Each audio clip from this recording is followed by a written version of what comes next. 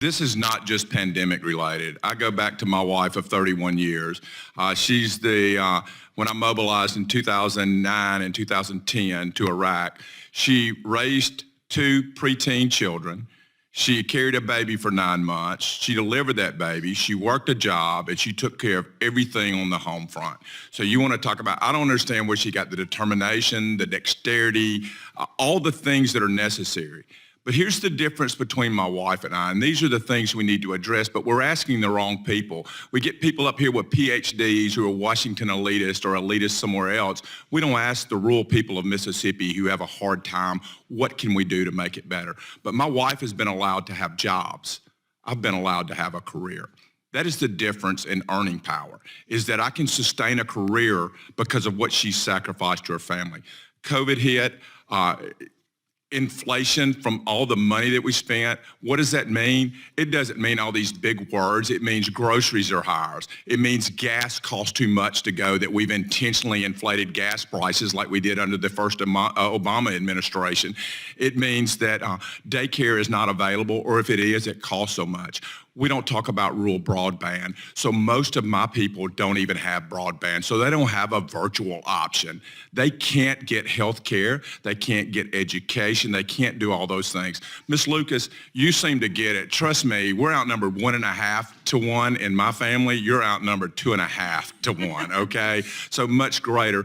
What 3 policies have hurt the most in the COVID pandemic that have hurt working mothers and their ability to form careers, not jobs? I want to talk a little bit about, I love the idea of this difference between career and jobs, but I want to just say one thing as a mom, is a lot of moms really want jobs. And I want to make sure that as we talk about the role of being a caregiver, that we recognize that a lot of women make sacrifices and do. When we talk about what drives the wage gap, a lot of women have decided that they're going to take a step back and intentionally not make as much money, make a sacrifice so that they can have the capacity to support their family and be present for their children. I want that to be their right, and that's we shouldn't measure everything by money or the amount of money earned. Although we of course want women to have income earning opportunities, but of course when a lot of people did lose jobs, and it wasn't by choice. It was because of these economic closures, which made it impossible to work. Literally just drove businesses out of business.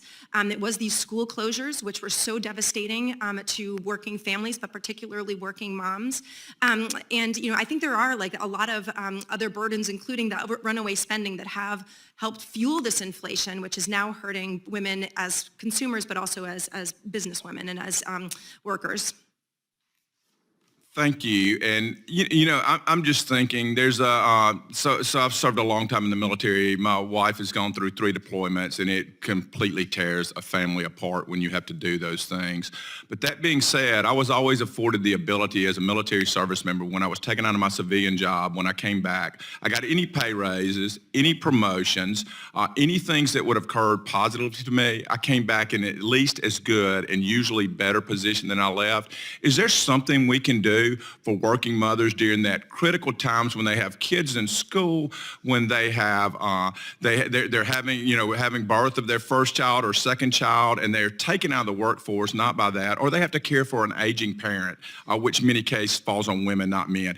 Is there an opportunity to look at something that is much like the Military Leave Act that could apply to mothers in the workforce?